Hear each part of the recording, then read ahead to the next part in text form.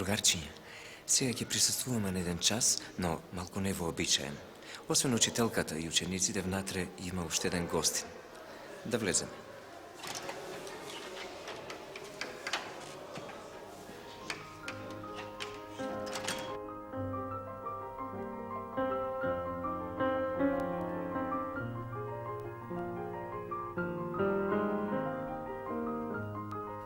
Сега ќе ви откриеме за кого станува збор.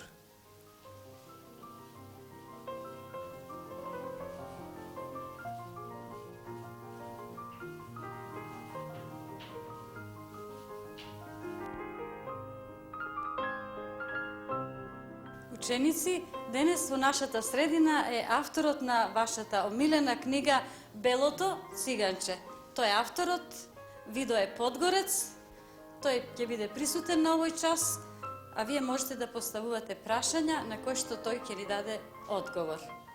Драги деца, со посебно задоволство ја прифатив поканата да дојдам во вашето одделение и да поразговараме за мојот роман Белото циганче. Се надевам дека вие сите сте ја прочитале книгата или на некој друг му ја прочитал. Има такви што ги препишуваат лектирите од еден од друг? Нема.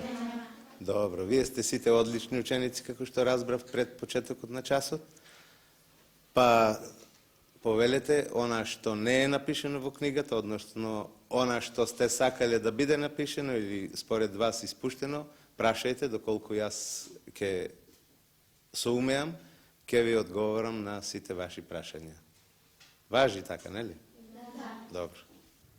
Можем ли јас прва да го поставам прашањето? Кога го напишавте овој роман и како ви се роди идејата за него? Белото циганче е напишено, речиси, пред 20 на години, односно неговиот прв дел, бидејќи тоа е трилогија. По првиот имаме уште два дела, но тоа не се предмет на денешниот наш разговор. Идејата да ја напишам оваа книга може би потекнува уште од моето детство, кога имав директни контакти со така наречените цигански черги, што престојува во нашите места, во мојот роден крај. Тие доаѓаа во текот на целата година да жнеат жито, ориз, да вршат со своите коњи. И на тој начин имав можност да бидам поблизу во контакт со нив и со нивните черги. Циганите како племе со посебна судбина мене ме заинтересирале уште од порано, односно нивните преселби низ историјата, низ просторот и времето ги следи и науката. Меѓутоа, она што е основно за нас во овој момент е тоа што циганите, или како што денеска ги викаме ромите, се една мощна, богата нација со народни песни и приказни, со еден специфичен фолклор, кој што за жал се уште до денес останува непроучен доволно и неоткриен и непристапен за поширокиот круг на интересенти. Во интересирањето мое за тој цигански свет, јас тргнував пред се од тоа да дадам еден свој протест против што туку одминатата Втора светска војна, зашто действијата се случуваат веднаш по завршувањето на војната, да ги разоткријам на некој начин судбините, трагичните судбини на повеќе од јунаците во романот Белото циганче и на некој начин да покажам дека сите луѓе на светот се исти. Белото циганче е една специфична симбиоза не само на судбината на јунаците, туку и на овај односот на светот спрема таа циганска черга и на чергарите спрема светот. Се разбира, овде се е дадено низ одделни конкретни приказни, а сето тоа представува една символика на дружење, на љубов, на добрина. Меѓутоа, исто така, овде се исприплетуваат и спротивностите кои што животот го следат секојдневно, доброто и злото, црното и белото, љубовта и омразата и така натаму. Зошто има луѓе злобни како Хенза? Наспротив, добрите како што е баба Мулон. Тие се маж и жена, а толку многу се разликуваат. Па, драги деца, доброто и злото во животот се две спротивности кои постојано го следат човековиот живот. Така и меѓу луѓето има добри и лоши. Се разбира, некои од нив станале лоши поради некои животни околности. Например, кога се работи за ова Хенза во романот, таа е карактеристична како еден црн, како еден мрачен лик во целата книга. Неа животот ја направил таква затоа што на некој начин останала без деца, останала да скита по патиштата без свое топло огниште, без да има некоја посебна радост во животот. Се нашла во една циганска черга, каде што мора сама да се пробива во животот. А со присуството на белото дете, на така нареченото бело циганче во романот, таа на некој начин станува уште позлобна, затоа што природата не е дала нејзино дете, мора да се грижи за туѓо дете, кое, според нејзино мислење, по неговото одраснување ќе ја исфрли од својот живот и таа пак ќе остане сама. Наспроти Хенза, Мулон, баба Мулон е еден од позитивните, можеби и најпозитивен лик во романот, и неговата добрина се карактеризира со тоа што тој во текот на целиот свој живот гледал само страдања, само несреки во племето со кое патува во циганската черга и затоа својот живот го посветил во одгледувањето на едно туѓо дете, на едно дете кое го нашол на патот како последица на војната што беснеела во тоа време. Слепото дете Рапуш знае убаво да свирне цигулка. Кажете ни нешто повеќе за неговата судбина. Се појавува во романот и еден лик во детето Рапуш. Тој е слепо дете, меѓутоа неговата несреќа е исто така последица на војната и тоа се разбира, губејќи го видот, останува, речиси, незаштитено. Меѓутоа, често се смета дека на оние несрекни деца или луѓе во животот, на кои природата им нанела некакво зло, или луѓето им нанеле некакво зло, природата пак од друга страна ги надарила да бидат добри музичари, да бидат добри уметници, да бидат добри мајстори. И на тој начин самата природа извршила некаква компензација. Унесреќувајќи го на некој начин човекот, таа му дава некои други благодети со кои тој се служи во животот. Од каде, како, кога и зошто Таруно доаѓа во циганскиот караван черга, тој долго време се прашува кој сум и што сум. Во една основна нишка во романот е тоа како белото дете Таруно Мулон се наоѓа во циганскиот табор, во циганската черга. Тоа се разбира не е толку јасно оцртано, затоа што дури и самото дете не се сеќава како се нашло во меѓу овие луѓе што целиот живот го поминуваат по патиштата и низ шатори. Неговото доаѓање во тој цигански карван е резултат на војната. Знам дека имате уште многу прашања да поставувате, но јас на релативно голем број од нив и ви одговорив. Меѓутоа ме интересира сега, вие бидејќи рековте дека сите сте го прочитали Белото циганче, да ви поставам јас едно прашање. Кој момент од книгата најмногу ви се допаднал и зошто? Ајде ти.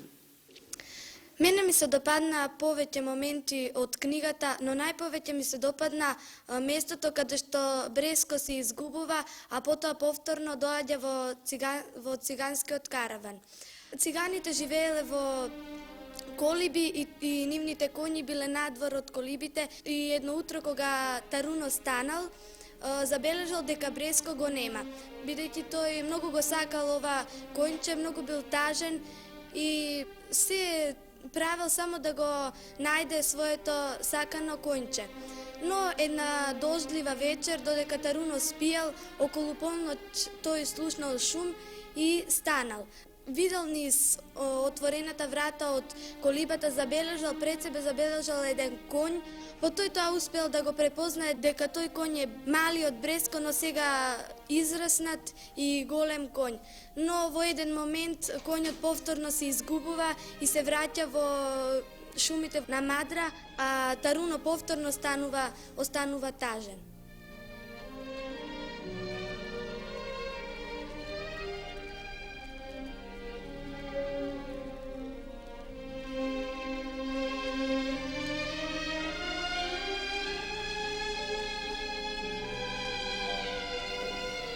Ние двајте заедно се договоривме да прашаме дали ликот и действата се видени или забележани.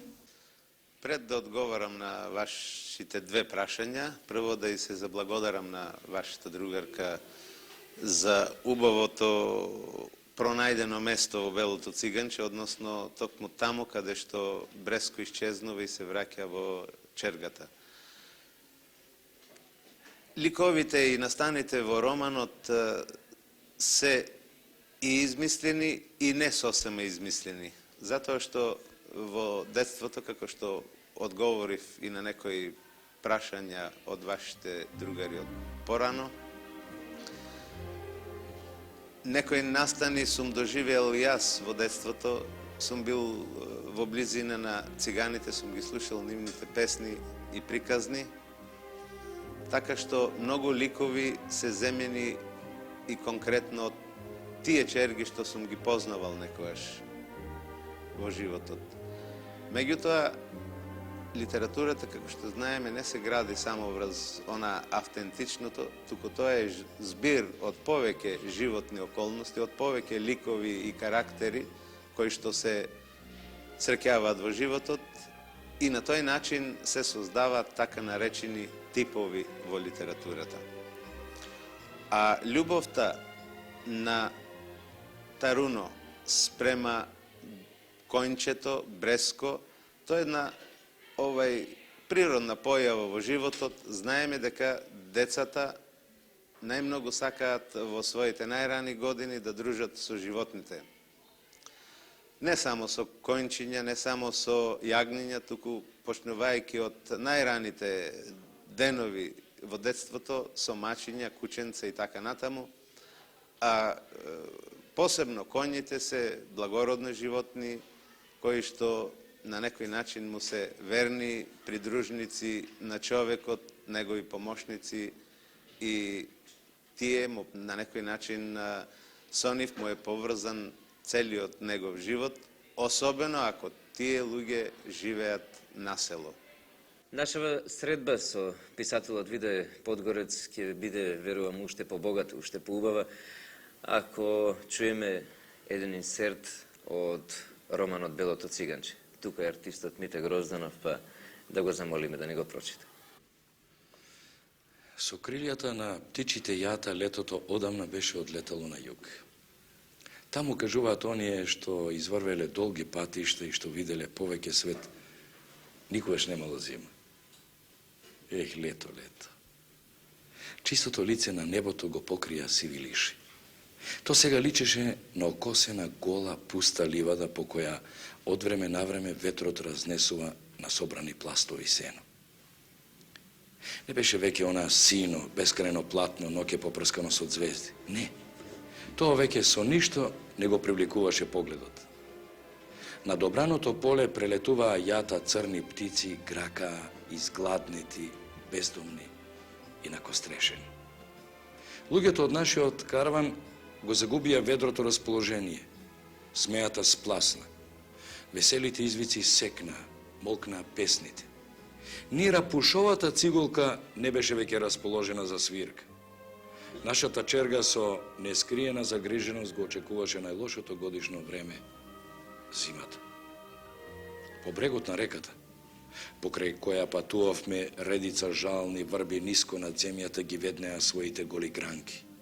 Во утринските часови полето беше обвиткано со сребрена измаглина, која подоцна кон пладне се раскинуваше, се растураше, за да ги пропушти бледникавите зраци на слабото есенско сонце. Дните стануваа дождовни, скиснати, стушени. Тоа сивило се вовлекуваше во мојата душа. Каде патуваше нашата черга? Постојат ли некаде сребрени дворци што ќе ги отворат своите широки порти пред овие босоноги гладни патници? Да, такви постојат само во приказните. Но вистината е сосема поинаква. Вистината е сива, еднолична, застрашувачка. Баба Мулон подкашлува и чекори покрај колата. Кога го остави стадото, секако не се надеваше на се ова. Тихо се цеди неговиот чушкав, уморен глас. Но за чудо, во него нема ни лутење, ни прекор. На кое? Нашата топла колиба си ја зеде летото, сега никаква. Молчам, сега дури неговите зборови ги сваќам како прекор. Гледаш, со денови патуваме, а не знаеме каде. Речи си, сите молчат. Од време на време ќе се разлегне бистриот глас на Базел, веселиот Джамбас, братот на слепото дете, колку да му припомни на светот дека некаде по полето живеат патувајки шепа бездомници. И тој глас ќе се извишеше како ненадеен писок на жерав и ќе исчезнаше во сивиот бескрај на доцната есен. Рапуш и насиха преку ден воопшто не седеа во шталата. Потоплиот дожд на пролетното сонце меѓу тревите, птиците, цвекињата и пеперутките, тие го поминува речиси сето време на денот, од утро до свечерување. Често меѓу чуруликањето на веселите птици ке се проточеше и чистата мелодија на рапушовата цигулка и долго се носеше над морето од треви, треперејки на крилјата од благото ветре. Незината свирка веќе не беше тажна како во зимските денови покрај огништето во шталата. Сега тоа беше песна на слободната чучулига летната во чистите пространства на небото, песна на бистрата вода што плискаше под светлите гранки на врбите и тополите, песна на лисијата што ги милуваше топлата рака на пролетниот ветер, песна на новиот живот, свеж, чист, слободен и убав. Насиха се разбира како и сите девојчиња на светот од се најмногу ги сакаше цвекињата. Помеѓите цветаа темјанушки, јаглики, во ливадата се црвенеа великденчиња, кукурек и уште какви ли не прекрасни цвекиња на кои не може да им се избројат ни боите, ни миризмите, ни имињата. Циганското девојче немаше свое катче во родителскиот дом, зашто таков дом за неја и не постоеше. Но затоа пак нејзин беше целиот свет под сината небесна капа и под жолтиот сончоглед цвет на сонцето. И во тој бескрајен свет, таа си откриваше мали светови, мали колку едно мало цветче, им измислуваше имиња и живееше со нив и во нив како најсрекнато дете на светот.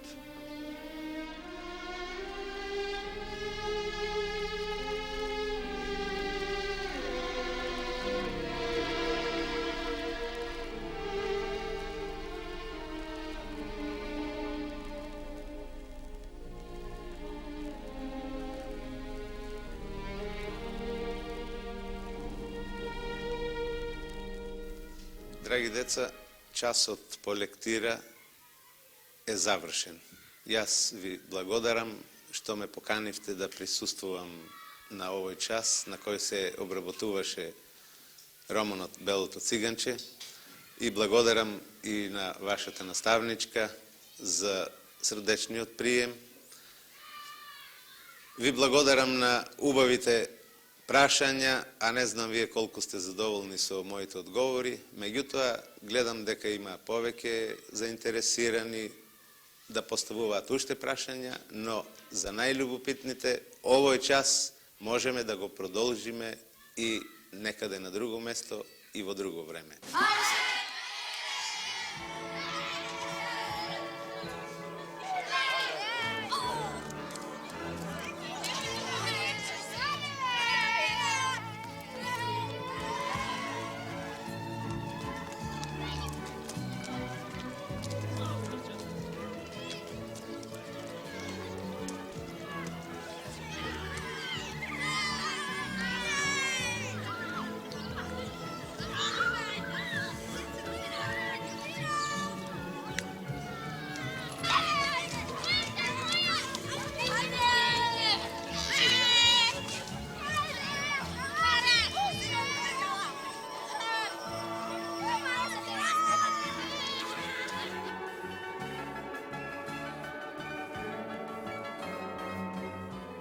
Во името на одделението и класата ви го подаруваме овој букет цвеќе.